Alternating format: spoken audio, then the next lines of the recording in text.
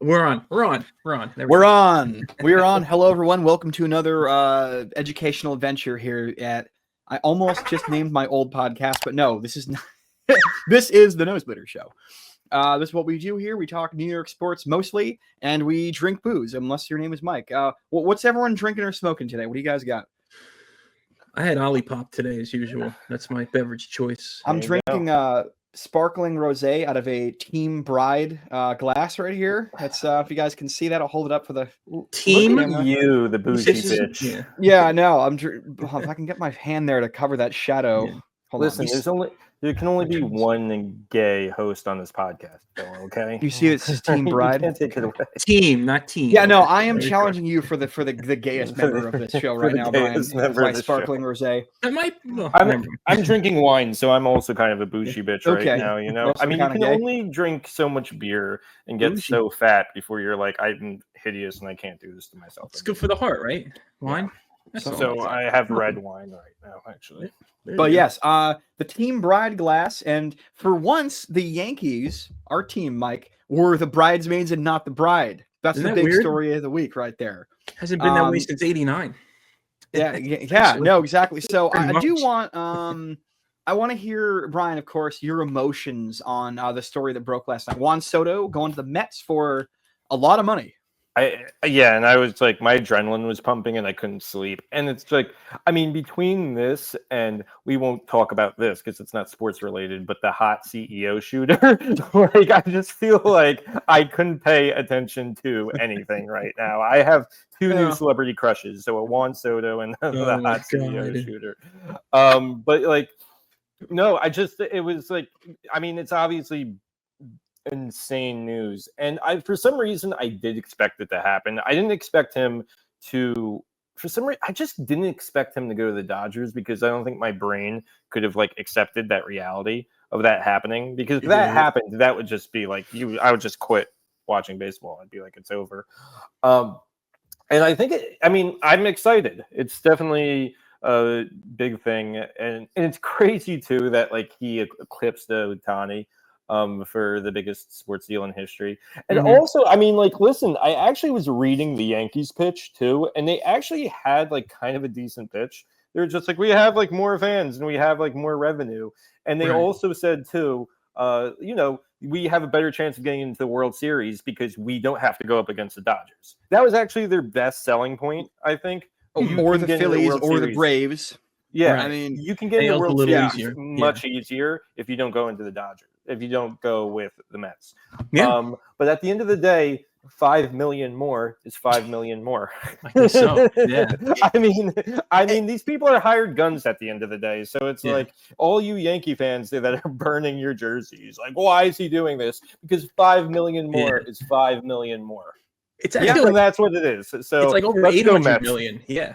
With all the sorry, not to cut you off, but with all the what do you call them, opt-outs and this and that, it could be over 800 million. They're saying, so it's actually even more than we think it is. So and that's the thing, there are opt-outs. So in a few years, if the Mets don't do well, he could opt out and go to the Phillies or the Yankees or the Dodgers or some other team. Yeah, it's going to be really interesting because I'll be honest with you, not to rain on your parade, Brian, but I don't think the Mets have the starting pitching as it stands right now in December to even make the playoffs. Well, they have Clay Holmes. They have Clay Holmes, and they have I don't even know who else. Yeah. Well, I mean, I have to agree, because it seemed like the strongest thing about our team last year was definitely like our offense and definitely our hitting. I mean, we just came in so clutch, like last minute with the hitting. So I mean, like the fact that we have him is going to just make that even stronger. But I in terms of our pitching, I am nervous about our pitching too, because that's kind of, I think, what sank us in the National League Championship against the Dodgers. But so we'll see. I'm gonna definitely try to go opening day, and I'm just excited about it. You know what? I'm just excited to gloat to Yankees fans too, because like they're so pissed. You guys are a lot more self-aware than like 90% of like the mouth breathing Yankee fans that I meet, because a lot of people are like screeching about like overpaying, and it's like that. Oh yeah, you mean like your business model for like how many decades? Like we have more money and we're overpaying. this is over, but this is unfair. It's like, oh yeah, the Yankees have the money. Yeah, I'm sure Steinbrenner really cared about fairness in his heyday. So yeah. Anyway, let's go Mets. Welcome Juan Soto. I'm happy. Yeah, I'd like to see at this point the Yankees now just start fixing some of these not some, they have a lot, fix a lot of. They made it to the World Series somehow, and yeah, Juan Soto was a big part of it, but their bullpen pitching also carried them through the playoffs, and Stanton as well. But I'd like to see them go get a Bellinger, go get somebody at first, they're talking about putting Chisholm back at third. I don't know, put him at second, and go get some pitching. I just wanted to say, because I was talking to someone else today, like, do you think like the Dodgers are also going to have like their resources and the sustainability to keep a lot of their star players too? And besides Ohtani, I'm talking like Freeman and Mookie and everything like that. You say yes. In the long run? Just I'm saying in like the next few years or so. Like in the next 5 years. That's kind of where I'm thinking. I don't know. I mean, they're a beast of a franchise as well when it comes to money. We know the Mets and Yankees and like the Red Sox a lot more in terms of spending. So the Dodgers always hang too. I mean, they've been killing it lately. But will they sustain it over the next few years? That's a good question. They will. Yeah. Dude, probably they're first of all, they make more money than any other team. They have the number one attendance. People forget that a lot. They sell almost 60,000 tickets a game, which is almost football numbers. They also are in the second biggest city in the country, and they have another country that watches the games. That's true. The entire country of Japan is on lunch break at the beginning of what is a 10 p.m. game here on the East Coast. It's lunchtime in Tokyo. So they have 2 countries worth of ad revenue. Yes, absolutely, the Dodgers will be sustaining this because they also have a ton of deferred contracts as well. Yeah, I don't even know why we're asking this question. Yeah, that would be a good action movie, Lunchtime in Tokyo. That's what it sounded like. Starring Chris Tucker and Jackie Chan. Yeah. Featuring Kurt Russell. I do want to mention one thing, though. I want to say that I think as Yankee fans, yes, it sucks. A lot of people who are sour grapesing him and saying, oh, he's not that good. F that. This dude's a generational talent. He's one of the most clutch players ever, honestly. Here's the thing that, he's not the best defensively, but he's so clutch in hitting. However, the hopium here is that, yes, you're going to lose a lot of production out of right field. However, it's not hard to think of ways to upgrade your production to other positions, because left field and first base and third base really haven't been good for the Yankees over the last like 2-3 years. So if all you have to do is find someone who is better than Rizzo was, who was hitting in the 220s, better than Verdugo was, who I think hit barely 230 last year. And you have to find an actual full-time third baseman if you're going to move Jazz back to second. So I think that if you can find slightly above league average players at 3 positions, I'm not saying you can completely make up for the loss of Soto, but you can definitely bridge that gap and make a more well-rounded team. And now then they clearly have the resources to do it because they have almost $800 million free dollars right now. Yeah. They got the Martian, who's going to get a real full season now. They got Spencer Jones, the guy in the minor league. I think so. The left-handed. He's like the left-handed judge. So if he pans out, we'll see. Yeah. It also was like I came in. Like, I've been wearing all my Mets gear all day, and it's nice to have, like, one franchise to, like, care about because, like, the Jets are such absolute garbage. And the Nets, just, like, don't forget about the Nets. Yeah. And it's just, like, I mean, you know, this is one franchise I can cling to. You know, I think it was, what's his name, Kevin Clancy, that was saying, like, you know, the Jets, he's saying the Jets need a Steve Cohen. He's like, until the Jets get a Steve Cohen, like, I'm kind of checking out on them. So, we need... Cohen's great. He's one of the best. We need another fugly head fund manager to save our team. I know Gary Vaynerchuk wants to buy the Jets. I don't know if he's got the money for it, but if he's part of a group. No. He'll just be like, we got to hustle. We got to have the grind mindset. And then we're just still going to lose. Like, no, we need someone that like knows what they're doing, has a lot of money, and is willing to dump it into the franchise. So that's what we're... need someone to invest in the team, man. And that's exactly what it is.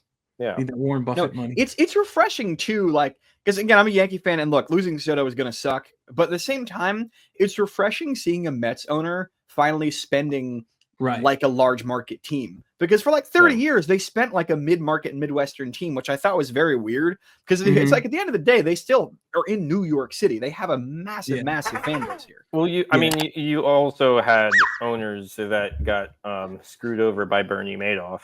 That too. You know, so that honestly didn't help us at all. But you know, we gave Bobby Bonilla like the most ridiculous deal of all time.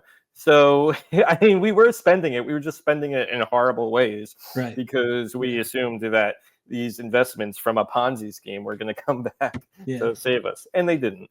But now Uncle Steve came to save us. So cheers to that.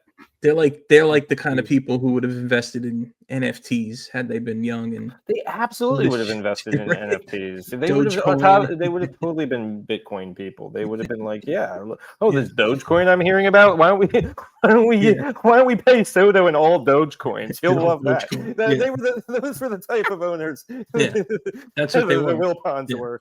They would just try to be like, let's give them 100 million Bitcoins, and then we'll see if it'll come for that. What was the thing? The drunk monkey, the NFT, the drawing, the stupid monkey. Yeah. All right.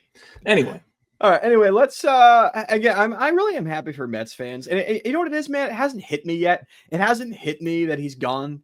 Yeah. In spring training, it will. I'll be a little bit salty, and when they give Judge a day off, or Judge just walks 3 times a game because there's no other bats in the lineup, then I'll be like, man, I miss Soto. But for right now, I'm just curious to see how the Yankees respond and who they sign and who they trade for to kind of fix this team in other ways. Because I think it is possible. I still think they're a damn good team, and I'm still excited for baseball to be, we're only 8 weeks away from pitchers and catchers or something like that. You got to remember, it's Valentine's Day, kids, or usually around that.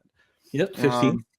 I mean, I'm definitely going to try to go to opening day, but those tickets are going to be absurd. I want to go to the first game that Juan Soto goes back to the Bronx. I want to see how loud he gets booed. I mean, that's also like the tickets are going to be absurd for that too. They always are for a Subway series, and this one is going to be. I mean, that's going to be kind of the impetus that people are going to want to show up to. Is out of spite. Sport is, no one is more spiteful than sports fans. No one will be like, hey, I spent like $100 on this jersey, but now I'm gonna burn it and then put it on social media. That'll show them. Like, it's dude. I saw so many jerseys on social media getting burned yesterday, and they weren't like the t-shirt jerseys that are $15. They were like the nice, replica $150. I mean, I mean, see if he'll sign it when he's like retired and his knees are blown out. Just see if he'll sign it, and then you can sell it. Like, it's like, why are you setting this merchandise on fire? Like, make money off that shit. And also, too, the ones I saw a lot of ones that didn't even have the name on it. So all you gotta do is wait for the next guy with the same number to come to the Yankees, and then you're good. I mean, I hate Aaron Rodgers, but if I was gifted an Aaron Rodgers jersey, I would just keep it. And I would just see if he could I mean, no one would want a signed Aaron Rodgers jersey because it would make him vomit uncontrollably. It would just give them the most PTSD from this horrible, horrible season, which is probably, I'm going to say this is the worst Jets season ever. Worse than last year? It might be. It was worse than last year just because we were expected to go to the Super Bowl. And I mean, we have the talent is there. People were seriously expecting us to go to the Super Bowl this year, which I never thought that was possible. Came on the show and had them at 13 wins. Yeah, absurd. So there were a lot of people that watch a lot of football that thought, "Hey, this team's gonna be good." Why would you think it would be? I mean, this is a quarterback that got injured 4 snaps in and was out for the season last year. Why did you think this year was going to be any different? Right. I also have pessimism ingrained in me. But this year was the worst for the Jets because of the expectations and just because of just the stupid fucking bullshit. I mean, I also hate Aaron Rodgers, so I grade that on the curve. But yeah, I mean, even the butt fumble was the butt fumble year was one of the worst Jets seasons ever. Yeah. Because we were just literally we had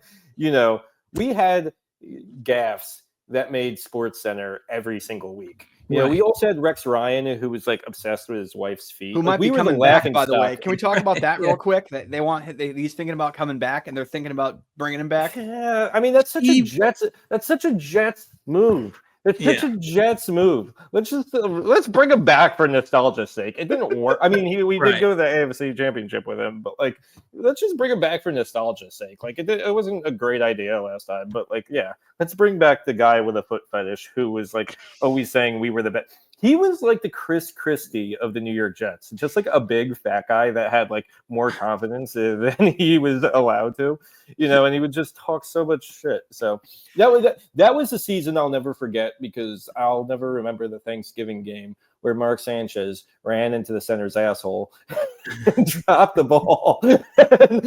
and this guy at the bar behind me, in stunned silence, he was like, he just said, "Did he just run into the center's asshole?" Like, he just said it like that. He was like, "He did. He ran into the center's asshole." Very inquisitively.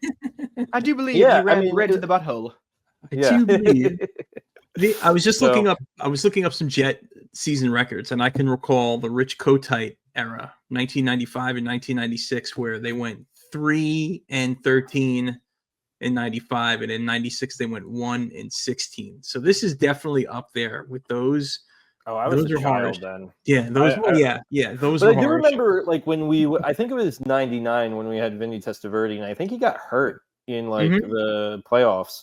I do remember that very well. I remember that was like my first. I was a young fan. That was my first time. You know, I saw my father like swear, and like I just like that I think it was like my first taste of like, okay, this is who the Jets are. This is what it's like being a Jets fan. Like, this is your life now. It's like that first heartbreak, that first big, how like that's a big life lesson to you. It's the first time you see the Jets eat it, Brian. That was your, another important life lesson. All right, guys. Well, let's get over to the reactionary part of the show.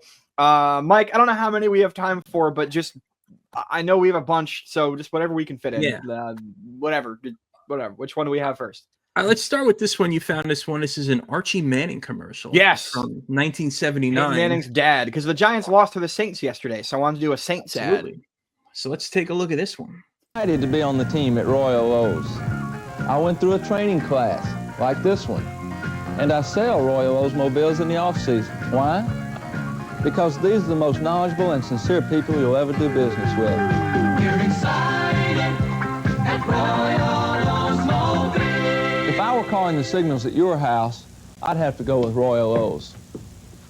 You hear the ball fall in the background. How great was that?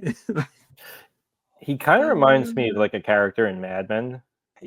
Yeah, a little bit.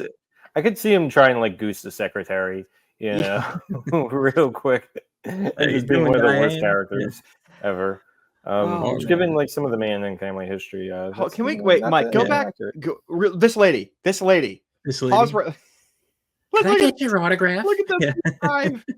Look at the beehive. Oh, well, that's not quite a beehive. That's It's sure. It's around that era. Yeah. It's the turn of the 79 into 80. So close. I like. And I do love the fact that you have like in that shot. If you go back to it, you have all the women who are like sitting at their desks doing like the typewriting and stuff, and then you go to the next frame, and it's all the boys in suits. Yeah, like, and they're all like, "Hey, they think we listen to their opinions." Ha ha ha ha.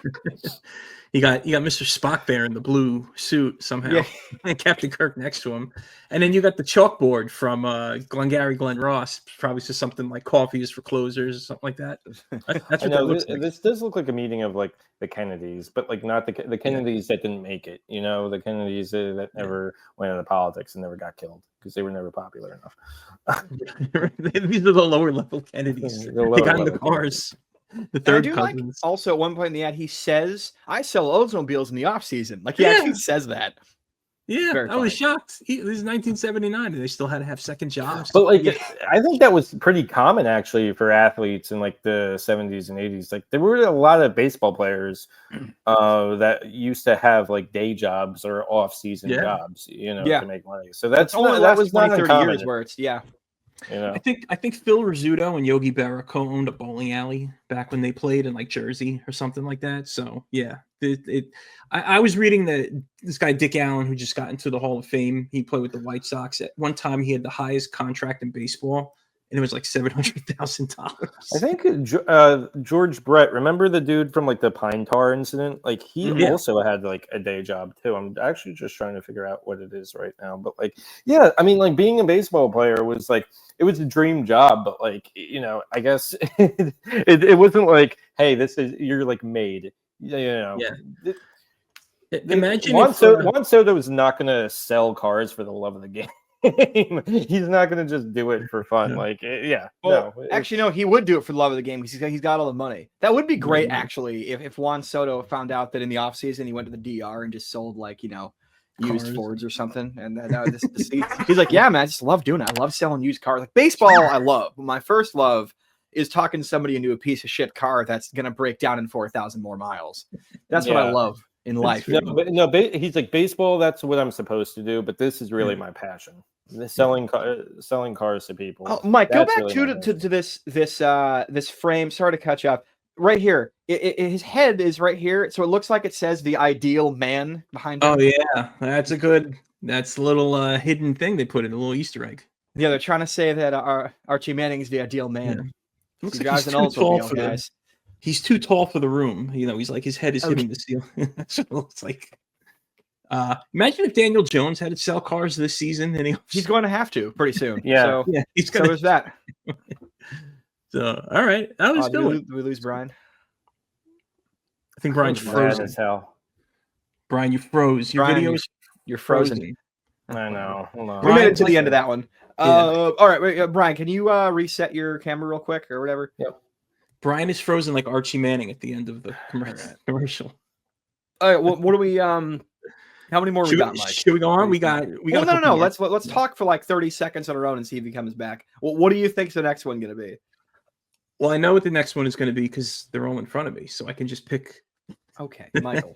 Michael, it's not what I was asking.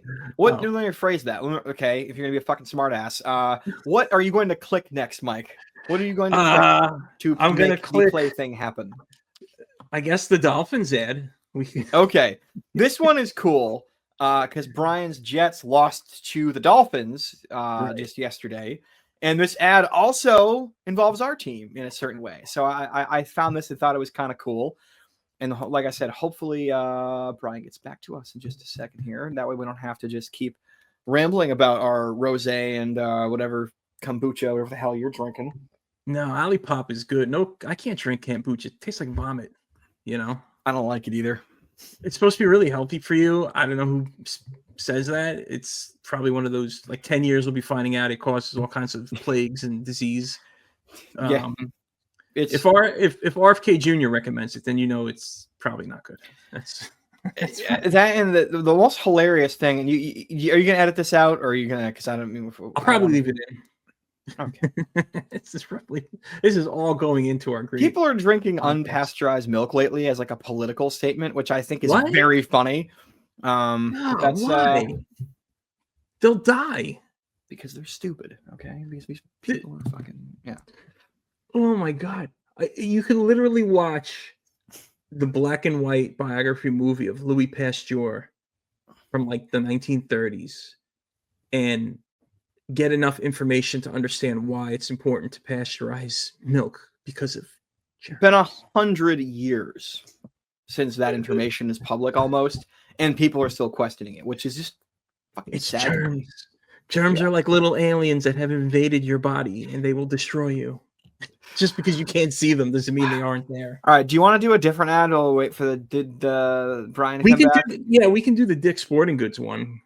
Let's look at this one. This is, I don't know what year. It's definitely 80s-ish. And let's take a look. Nike Week at Dick's Clothing and Sporting Goods. All this week. If it says Nike, it's on sale. Basketball shoes like the Penetrator, only $27.99. And the awesome Air Jordans at $39.99. Running shoes like the Oceana, only $16.99. The Pegasus at $36.99. And the Nike V-Series, only $49.99. Low prices on Nike fitness and aerobic shoes, along with baseball, tennis, and children's shoes, all on sale. We made a special purchase of Nike clothing, shirts, shorts, and warm-up suits. Tennis, golf, and fun clothing for the entire family. Save big now during Nike Week. At Dick's Clothing and Sporting Goods in Binghamton. in Binghamton, specifically the Binghamton location. They're selling a shoe called the Penetrator and another shoe called the D series. There is some innuendo in Nikes. Somebody had a foot fetish in the 1980s whenever this came out, when they were designing the names of Nike shoes. That's the only explanation I have. Nike, it's on sale. Basketball shoes like the Penetrator, only $27.99, and the awesome Air Jordans at $39.99. The Air Jordans were $40 back then. Now they're like, if you still had a pair of those that were original that you bought then, you could probably sell them for like a car. Because dude, those sneakerheads, man. Holy crap, man. That's such a crazy speculative market on those things. I don't know a whole lot about it. But I know a few people who are sneakerheads who've told me like, oh yeah, all you got to do is buy a pair when it comes out and wait like a few years. And then no one else will have it because they use theirs. Put it on eBay, right? Yeah. These are George Costanza running shoes, 100% right there. Oh yeah. Yeah, I know for sure. Yeah. These are, I want to go shop at this store as it is in this video. Like, they should have a throwback sporting goods store. It's all 80s and 90s clothes. I was just thinking something similar to that. Like, look at this. When they pan over to the wall in a few seconds, I want you to pause right here. Pause here. Yeah. Okay. Yeah. Look at the shoes. Fantastic. Look how simple and stylish. Almost I would buy almost every single pair of shoes in that wall if I had the money for it. Those are cool looking shoes.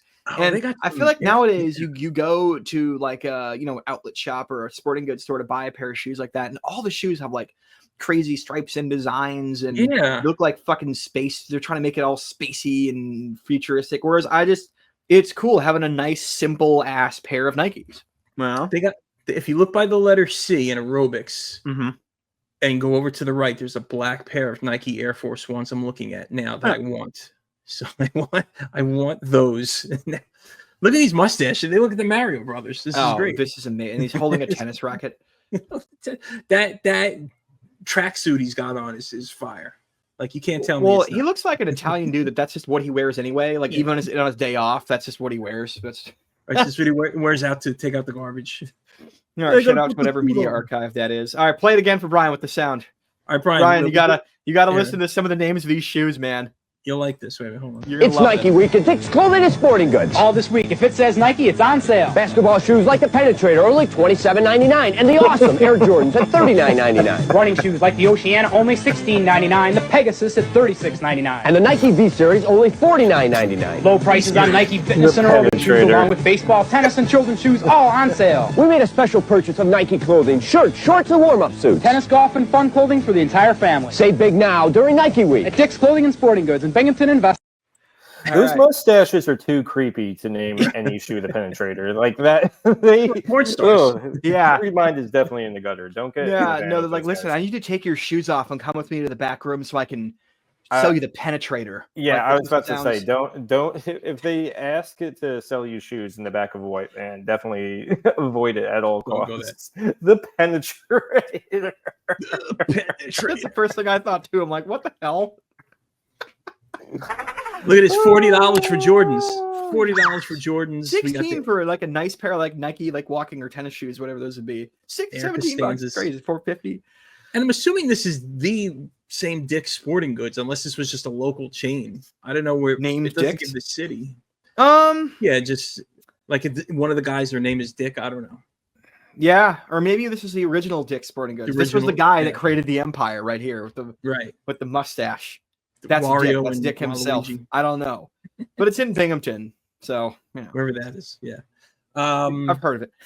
Yeah, I've heard. I just forget where it is. All right, let's go to the Dolphins commercial. We were waiting for Brian to hop back in. There we go. Especially for Brian. Yep, Jets lost to the Dolphins yesterday, so we got to do a Dolphins related ad. That's right. Let's get to it. Let's go. Cheese on this, man. Perfect. Another perfect day. And I made this rock, bam, perfect. Perfect. So, guys, I'm the QB. No, you're the kicker, remember?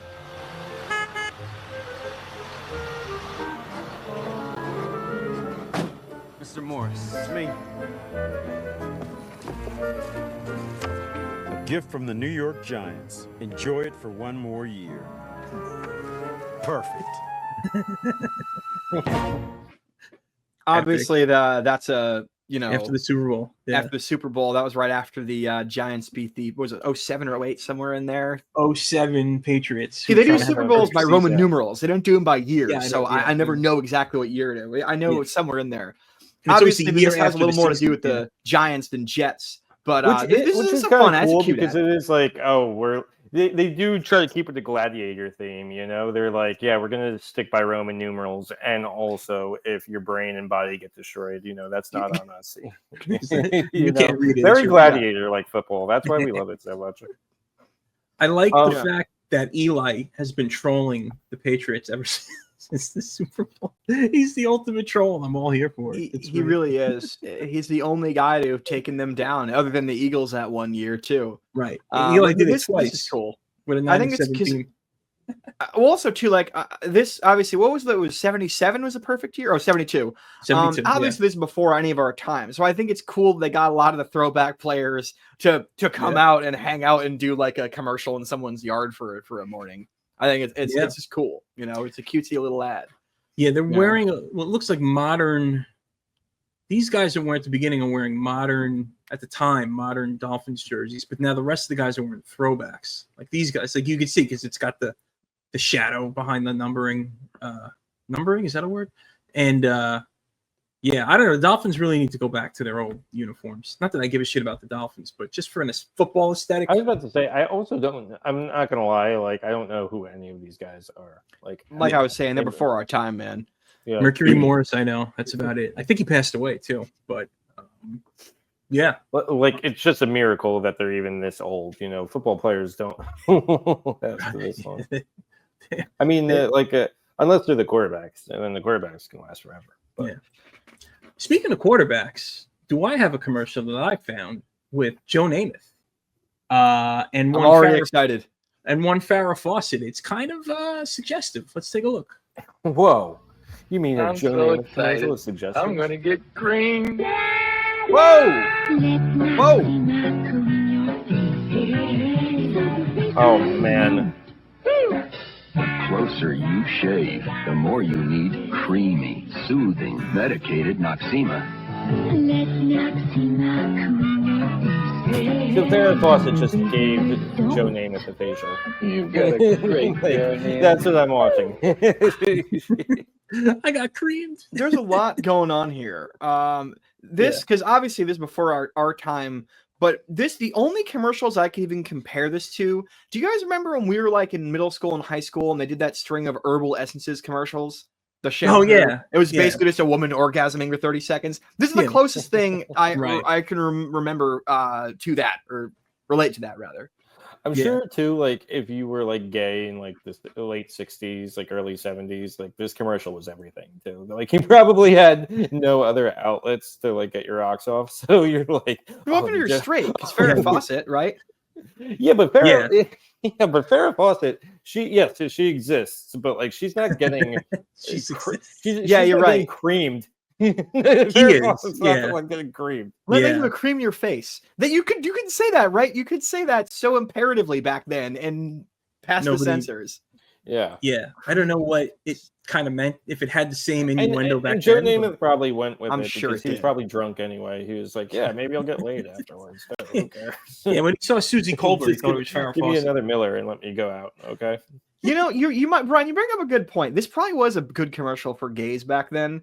And, it's kind of like, how like when we were younger and like all of a sudden it was late night and like an exercise commercial would come on and you had to crank it out before that commercial was over. Right. And then gays had to whip it out and try to get it done by the end of this commercial. That's what I'm saying. They had to like make an excuse. So like why their parents, like, Mom, Dad, something's wrong in the kitchen. There's a fire in the kitchen. And then he had to run to the TV to watch Joe Namath get shaving cream, like lathered up slowly on his face. There was at least one creep who taped this on VHS and just played it back and forth just to pound one off to. You know that happened. Oh yeah, I mean, like, who did Mike rip this YouTube video from? That same creep. There was a couple of versions of this. Whoever put this one up did some kind of motion adjustment or something on it. But I mean, this was the whole commercial. So somebody took their time with this one and had a lot of time watching it. So maybe they, I don't know. I love how he looks like he's hammered too in this commercial. I mean, Joe Namath was a legendary booze hound. You know, he looks like he's one drink away. Like, yeah, Farrah, you can put a finger in there. Come on, get one up there. Get a knuckle, go knuckle. Booze hound and gas hound. Doesn't he still do commercials? Doesn't he sell like old people No, like I don't or think, something now? I don't think so. I think he does. Maybe. No, you know what? And You're right. He does do like retirement commercials. Yeah. He definitely does do that. I mean, he had kind of like, I guess you call it a scandal where he was like hammered on TV. Yeah. And he told like a reporter that she was pretty, and he was basically like aggressively trying to hit on a reporter the whole Susie time. Colbert. Yeah. Which actually, I mean, like for like one of our episodes, we should actually watch the if we did the Chris Collinsworth clip, we got to do the Joe Namath clip. Yeah, 100%. It was Susie Colbert, and he was drunk because he was game for some kind of celebration, and he said, "I could kiss you right now," and she was like, "Fucking weird." So it was, and he apologized, and he went to AA after that. So anyway, that's Joe Namath. Let's see. What do we got? We got one more. Let's just show this one. We got one more. It's no big deal. So this is a 2-for-1. I left in the opening there's a quick NBC Sports montage, which I thought was cool. And then the commercial after is something called Pocari Sweat. It's some kind of drink. This is from 1984. And then do we have a fight too, or no fight? I guess not this week. Yeah. But we have this, so let's take a look. It's an NFL 83 doubleheader. The Bengals battle the Red Hot Steelers, and it's the Browns and the Broncos. This one will be rocking the Rockies on NBC. NFL 83. Yeah.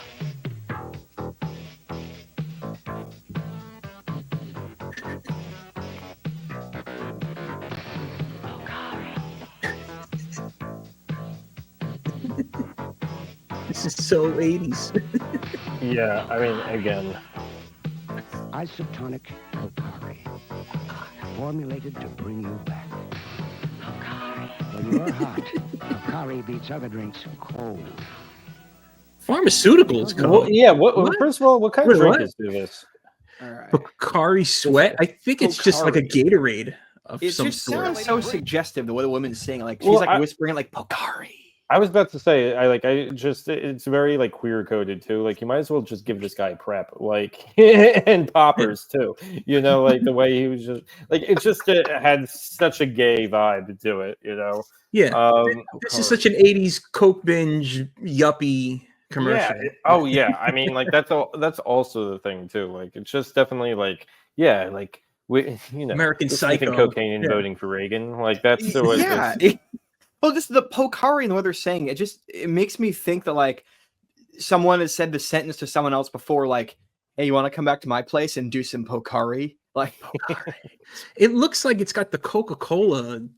I guess it's not a Coca-Cola product, but if you had some Pocari, you know, you could get anyone to go home with you. Pocari in the 80s, you were pulling all the ass if you had Pocari.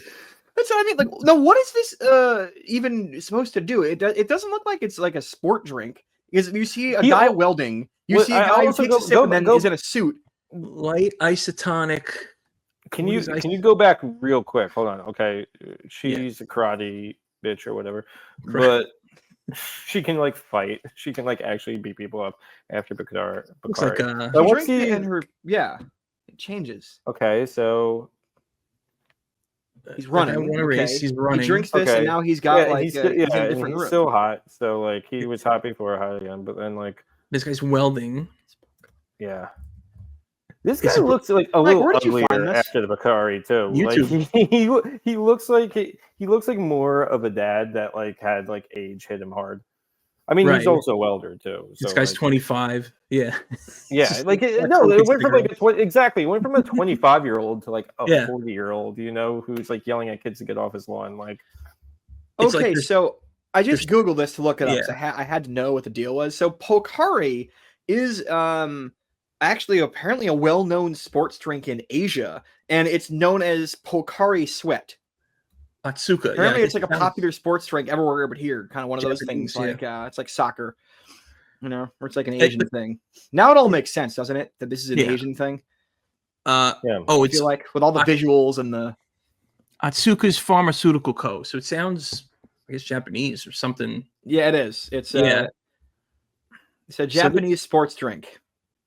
This is like something out of American Psycho. Like they're gonna put on plastic and chop somebody up. Whatever happened. I never saw that movie. I would assume this is like their version of like their commercial to try to come to America or something, and then and it just didn't go well, so they just kind of stayed in Asia because these are clearly not Asian actors or Japanese actors or anything like that. No. But it's got the vaporwave style, and this is all 80s. This is it's a mild tasting, relatively light, non-carbonated sweet beverage. If you work hard and do coke and then play Atari, you'll love Pocari. That's what the commercial looked like. Anyway, that's our show. What a show! What a weird ending. Such a weird. All right, I'll talk to you guys soon. All right, peace, man. Peace. All right, Peace. Later. Later.